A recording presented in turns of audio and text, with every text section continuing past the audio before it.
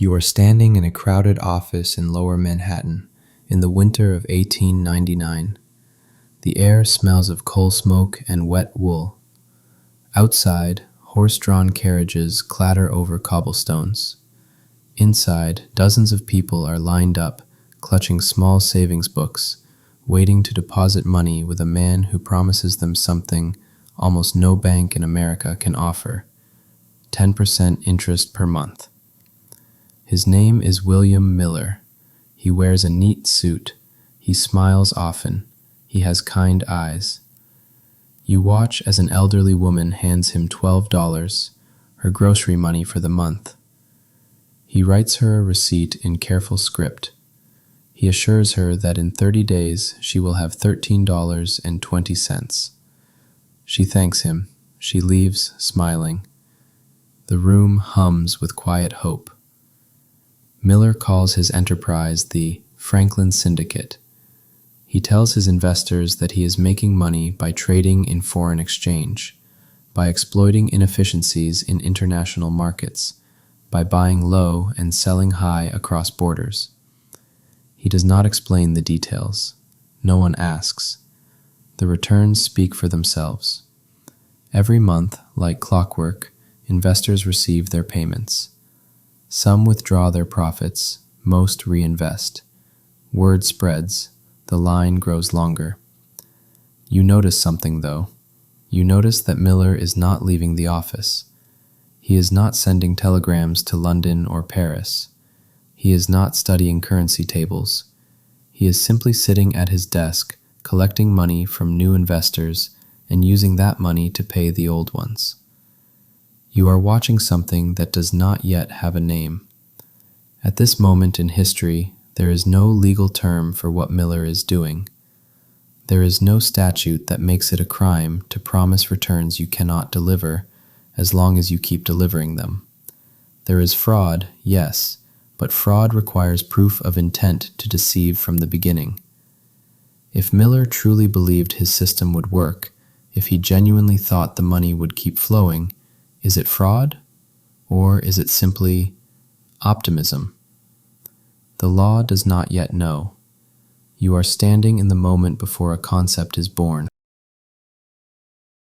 Now you are standing in a different office. This one is in Boston. The year is 1920. The air is warmer now. It is summer, and the windows are open. You can hear the sounds of the city: automobile horns, newsboys shouting headlines, the distant clang of a streetcar. Behind the desk sits a man named Charles Ponzi. He is 43 years old. He is short, barely over 5 feet tall, but he carries himself with the confidence of someone much larger. His hair is slicked back. His mustache is meticulously trimmed. He wears expensive suits, custom made. He smokes cigars that cost more than most men earn in a day. On his desk are stacks of postal reply coupons. You lean in to look.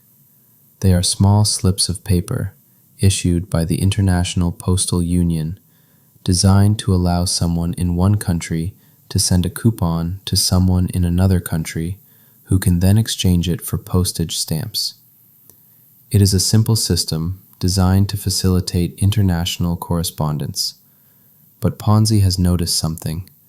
He has noticed that because of fluctuations in currency exchange rates after World War I, these coupons can be bought cheaply in countries with weak currencies, Italy, for instance, and redeemed for a higher value in countries with strong currencies, like the United States. It is, he explains to anyone who will listen, a form of arbitrage, a guaranteed profit, risk-free. He does not mention that it would require purchasing millions of coupons, that the logistics of transporting and redeeming them would be staggering, that the postal system would collapse under such volume, that even if it were possible, the margins would be too small to justify the effort. He does not mention any of this because he is not doing any of this. He is doing what William Miller did. You watch as investors pour into his office on School Street. $45 becomes $67.50 in 45 days. 50% return in 6 weeks. The math is dizzying. The results are real. People mortgage their homes. They sell family heirlooms. They borrow from relatives. All to give Ponzi their money. By July 1920, Ponzi is taking in $250,000 a day. He buys a mansion in Lexington with air conditioning, a luxury almost unheard of. He purchases a controlling interest in a bank. He wears diamond stick pins. He is driven around in a cream-colored limousine. When reporters ask him how he does it, he smiles and says, "I have discovered the secret of money." The Boston Post begins to investigate. A financial writer named Clarence Barron calculates that to pay the returns Ponzi promises, he would need to have purchased 160 million postal reply coupons. The entire world has issued only 27,000. The numbers do not work. But still, for weeks the money flows in. You are watching the birth of something that will outlive every person in this room, something that will be repeated with slight variations in every generation that follows. Something so simple, so elegant in its deception, that it will fool millionaires and mathematicians alike. On August 11, 1920, Ponzi's scheme collapses. Auditors discover that he has only $61 in postal reply coupons. He owes investors $7 million. Thousands of people lose everything. Ponzi is arrested. He is charged with mail fraud, the only statute that fits, even though what he has done feels like something else, something larger, something that the law does not quite have words for yet. During the trial, prosecutors describe his operation. They explain how he used money from new investors to pay old investors. They explain how he created the illusion of profit where none existed. They explain how the scheme could only survive as long as new money kept arriving, and how it was always, from the very beginning, doomed to collapse. And somewhere in the legal filings, in the testimony, in the newspaper coverage, people begin to use a shorthand. They begin to call it the Ponzi scheme. The words are not yet legal terms. They are simply description, explanation, a way of pointing at something that everyone now recognizes but no one had named before. You are standing in the moment when a concept receives its name. This is where the law begins to understand that a Ponzi scheme is not about the product at all. It is about the structure of the cash flow. You are standing in a federal courtroom in Boston in November 1920. The room is packed. Journalists fill the gallery. Former investors sit with their arms crossed, their faces hard. Charles Ponzi sits at the defense table. He is still wearing expensive clothes, but they seem looser now. He has lost weight. His confidence has dimmed. The prosecutor stands. He does not shout. He does not need to. He simply walks the jury through the evidence. He shows them the ledgers. He shows them the deposits. He shows them the payments. He shows them how every dollar paid to an early investor came directly from a late investor.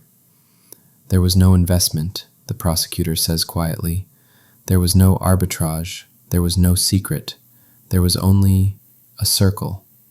Money moving in a circle, growing smaller with each turn until there was nothing left.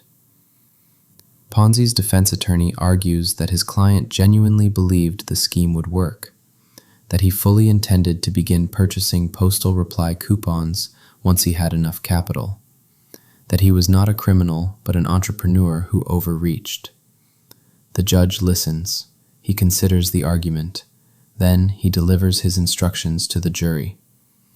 Intent, the judge says, must be measured not only by what a man hopes, but by what a reasonable person would know. If the defendant promised returns that no legitimate investment could provide, if he accepted money knowing he could not fulfill his promises without the arrival of new money, then the intent to defraud is established. It is a subtle shift. The law is beginning to understand that this type of fraud does not require that the perpetrator set out to steal. It only requires that they knowingly promise something unsustainable, knowing that the last investors will inevitably lose everything. The jury convicts Ponzi of mail fraud. He is sentenced to 5 years in federal prison. But the legal concept is still forming. It is still unnamed in statute. It is still just what Ponzi did. You watch as he is led away. He does not look angry. He looks almost confused, as if he cannot quite believe that what he did was wrong. Now you are standing in a federal courthouse in Orlando, Florida. It is 1973. The defendant is not Charles Ponzi, but the structure is identical. His name is Glenn Turner. He is a motivational speaker. He has built an empire selling a product called Dare to Be Great, a self-improvement course that promises to unlock human potential. But the real money is not in selling the courses. The real money is in recruiting others to sell the courses, and recruiting others to recruit others, and so on. It is a pyramid, and like all pyramids, it is unsustainable. The Securities and Exchange Commission has sued Turner, arguing that his company is selling unregistered securities. But the defense argues that they are not selling securities at all. They are selling a business opportunity, a chance to be your own boss, a chance to achieve financial freedom. The judge listens. Then he writes an opinion that will shape the law for decades. A Ponzi scheme, the judge writes, is a fraudulent investment operation that pays returns to earlier investors using the capital of newer investors rather than from profit earned by the operation of a legitimate business. It is necessarily unsustainable because it requires an ever-increasing flow of new capital to maintain the illusion of profitability. It is one of the first times a federal judge has used the term Ponzi scheme as a defined legal concept. The judge continues, "The hallmark of a Ponzi scheme is not the product being sold or the story being told, but the structure of the cash flow. If the enterprise cannot survive without continuous recruitment of new participants, it is a Ponzi scheme, regardless of what it calls itself." Turner loses. His company is shut down. Investors lose millions. But the law has gained clarity. The concept has hardened into doctrine. You are watching the legal system learn to recognize a pattern. Now you are standing in a glass office tower in Manhattan. It is December 2008. The world is in the grip of a financial crisis. Lehman Brothers has collapsed. The stock market has plummeted. Retirement accounts have evaporated. And in this office, on the 17th floor, sits a man named Bernard Madoff. He is 70 years old. He is one of the most respected figures on Wall Street. He has served as chairman of the Nasdaq Stock Exchange. He has managed billions of dollars for charities, celebrities, and institutional investors. His returns are steady, reliable, almost impossibly consistent, 10 to 12% per year, every year, regardless of market conditions. People trust him. They trust him because he has been doing this for decades. They trust him because he never makes wild promises. They trust him because his operation seems sophisticated, legitimate, boring. But on December 10th, 2008, Madoff calls his 2 sons into his office. He tells them the truth. There are no investments. There are no trades. There is no strategy. There is only a list of balances on paper, balances that exist only because new money keeps arriving. It's all one big lie, he tells them. His sons report him to the FBI. The next day, agents arrive at his apartment. Madoff answers the door in his bathrobe. He does not resist. He does not deny anything. I paid investors with money that wasn't there, he tells the agents. The scale is staggering, $65 billion, the largest Ponzi scheme in history. You are standing in the courtroom when he is sentenced. It is June 2009. Victims fill the gallery. Some of them are crying. Some of them are shaking with anger. One by one, they stand to address the court. An elderly woman describes how she lost her life savings. A charity representative explains how his organization can no longer fund cancer research. A widow talks about her husband's suicide after learning that their retirement was gone. Madoff listens. His face is blank. When it is his turn to speak, he stands. His voice is flat. I am responsible for a great deal of suffering and pain, he says. I cannot offer an excuse for my conduct.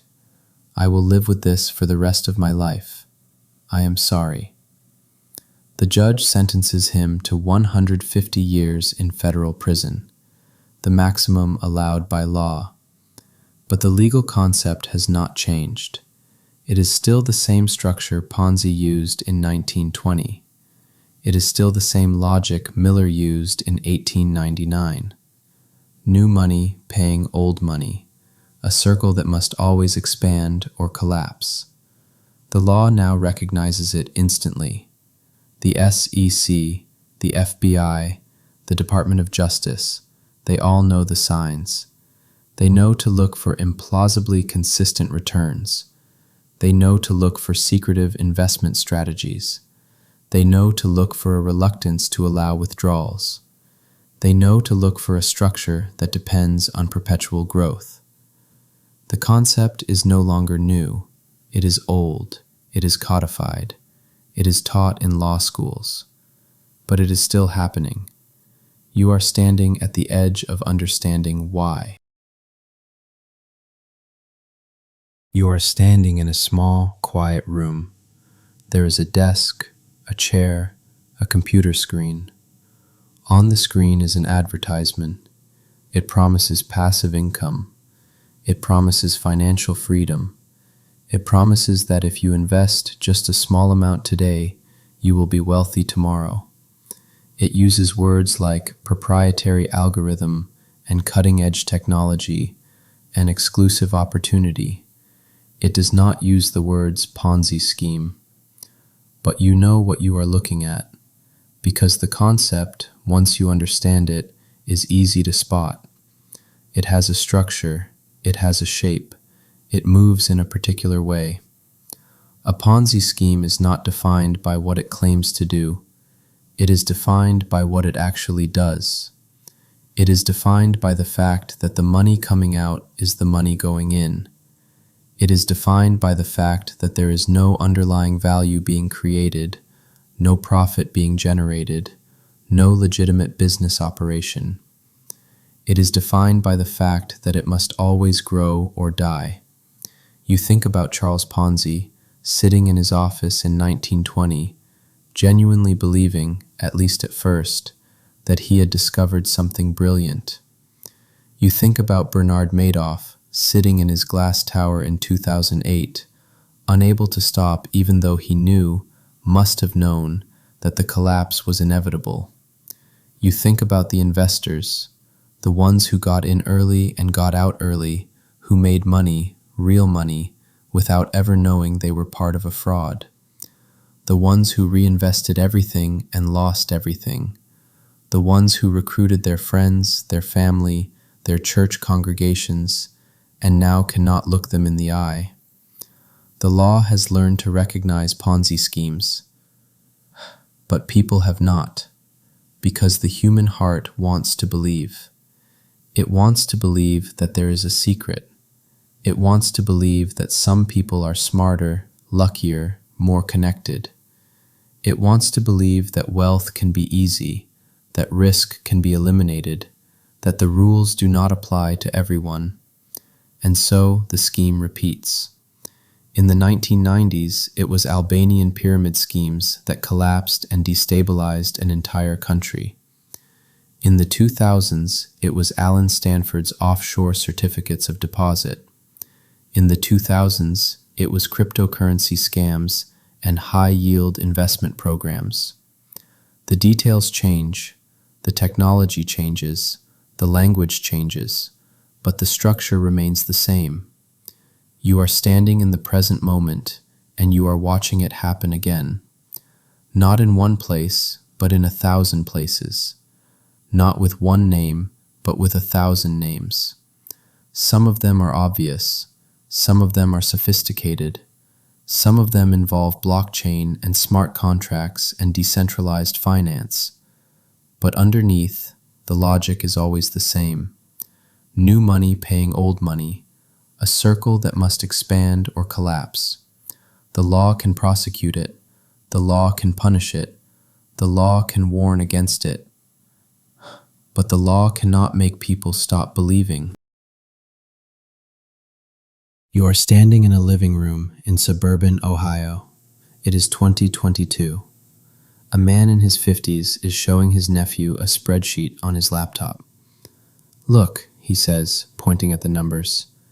"I put in $10,000 6 months ago. Now it's worth $14,000. 40% return in half a year." His nephew leans in. "What's the investment?" "It's a platform. They use AI to trade Forex markets. Completely automated.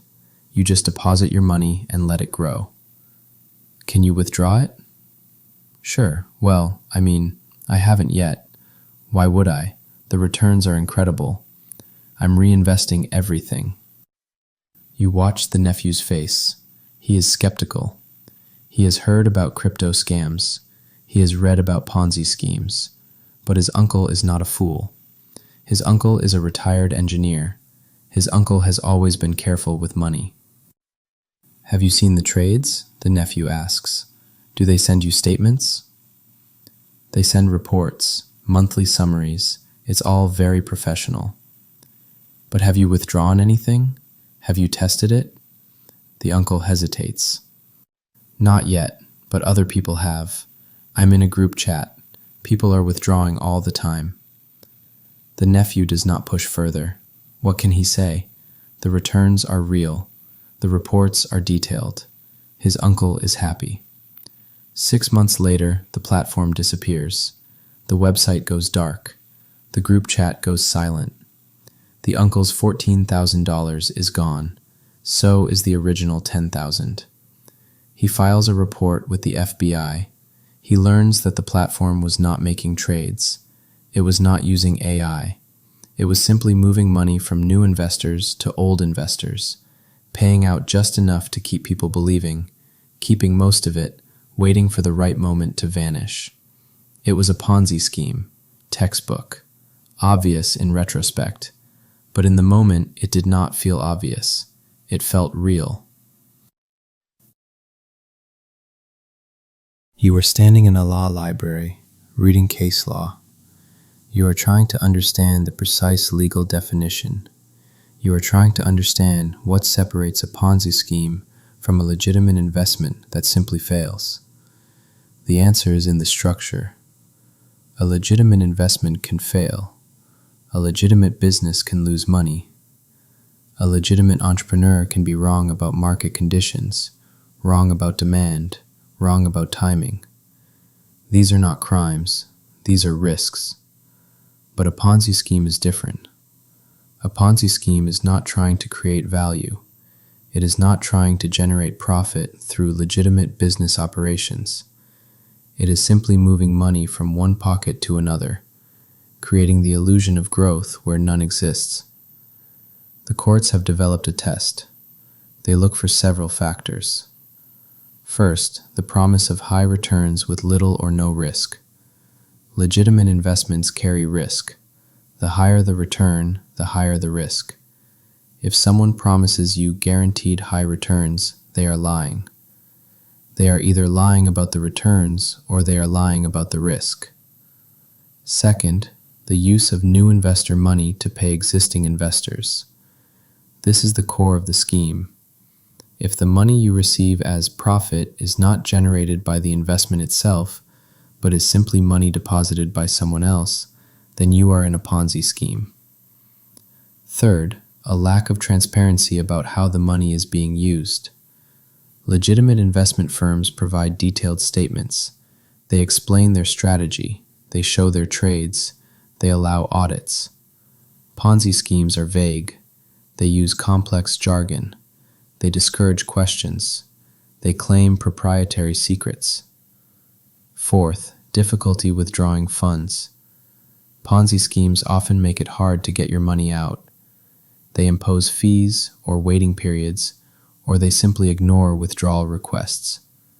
Because once money starts flowing out faster than it flows in, the scheme collapses. Fifth, reliance on continuous recruitment.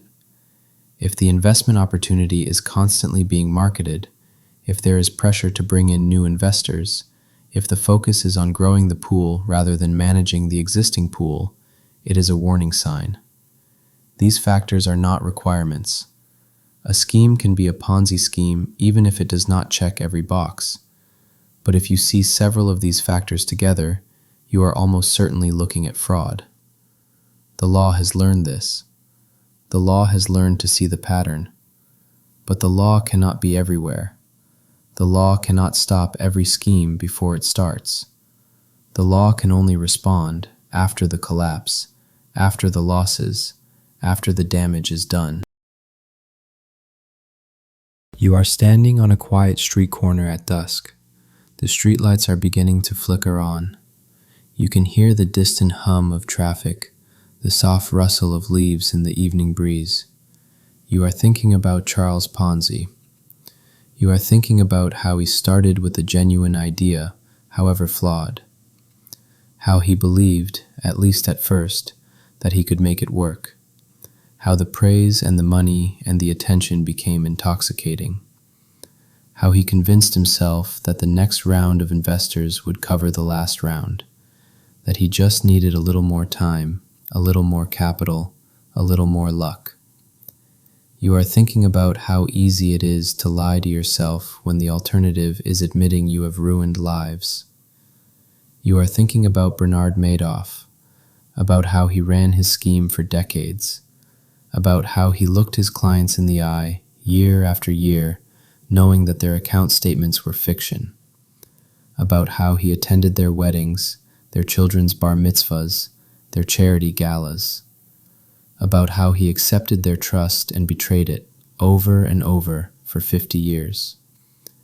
You are thinking about how a person becomes capable of that, and you are thinking about the investors, about how many of them were not greedy, how many of them were simply hopeful, how they worked hard their entire lives, saved carefully, and trusted the wrong person at the wrong time, how they did not deserve what happened to them. You are thinking about the nature of trust, because a Ponzi scheme is not, in the end, about money. It is about trust. It is about the gap between what we can know and what we must believe. It is about the fact that we cannot verify everything, cannot audit every claim, cannot see inside every operation. We must, at some point, trust, and there will always be people who exploit that. The law has given us a name for it now. The law has given us tools to fight it. The law has made it a crime, has made the penalties severe, has made the consequences clear. But the law cannot make people stop wanting easy answers. It cannot make people stop believing that they have found the exception, the secret, the loophole that everyone else missed. The concept of a Ponzi scheme is simple. So simple that once you understand it, you wonder how anyone ever falls for it. But people do. Smart people, educated people, careful people. Because the scheme does not appeal to greed alone. It appeals to hope. It appeals to the belief that the world can be better than it is, that wealth can be easier than it is, that someone, somewhere, has figured out how to beat the system. And so it continues. You are standing at the edge of the evening. The sky is deepening from blue to indigo. Somewhere, in an office you cannot see, Someone is making a promise they cannot keep. Someone is accepting money they will not invest. Someone is building a circle that will eventually close. And somewhere else, someone is believing them. The law has a name for it now. The law knows what it is. But knowing what something is does not make it stop. You think about that. You think about the distance between knowledge and prevention. You think about how the law can define a crime, can prosecute a crime, can punish a crime, but cannot erase the human weaknesses that make the crime possible. You think about Charles Ponzi, sitting in his cell in 1920, writing letters to his wife, still insisting that he had meant well, still insisting that if people had just trusted him a little longer, it would have worked out. You think about the investors who believed him. You think about the ones who believe the next person and the next. And you stand there, in the quiet, as the light fades, holding the weight of understanding something that will never stop happening. The concept is old now. It is codified. It is taught. It is recognized.